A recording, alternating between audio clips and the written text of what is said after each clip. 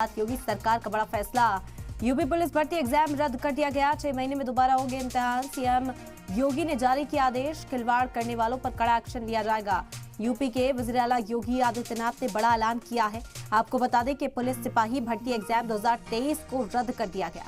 वजीर आला ने कहा कि 6 महीने के अंदर ये इम्तिहान दोबारा किए जाएंगे।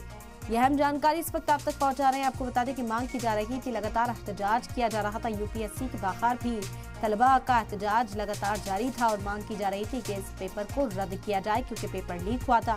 जिसके बाद योगी आदित्यनाथ ने यह बड़ा फैसला लिया है, बड़ा ऐलान किया है।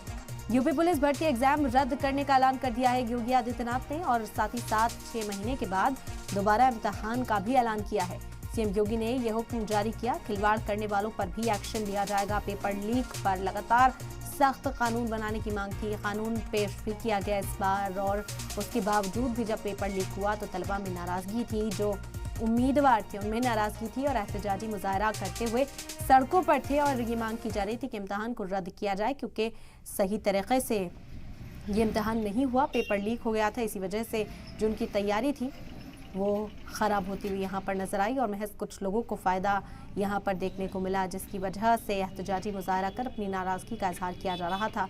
अब यूपी के वज़ीर आला योगी आदित्यनाथ ने बड़ा फैसला लेते हुए ऐलान कर दिया है। पुलिस सिपाही भर्ती एग्जाम 2023 को रद्द करने का फैसला किया है। वज़ीर आला ने कहा कि 6 महीने के अंदर ये इम्तिहान दोबारा भी होंगे। तो योगी सरकार का बड़ा फैसला इस वक्त आप तक पहुँचा रहे हैं। बड़ी खबर है, पेपर लीक का मामला था और उसके बाद नाराजगी थी तमाम उम्मीदवारों में जो इस पेपर में अपीयर हुए थे। उनका ये कहना था कि इसे रद्द किया जाना चाहिए और एक बार फिर से मौका मिलना चाहिए और वहां पर ईमानदारी के साथ ये पेपर हो। और इसी वजह से योगी आदित्यनाथ ने ये बड़ा ऐलान किया है और 6 महीने में ही दोबारा पेपर का भी ऐलान किया।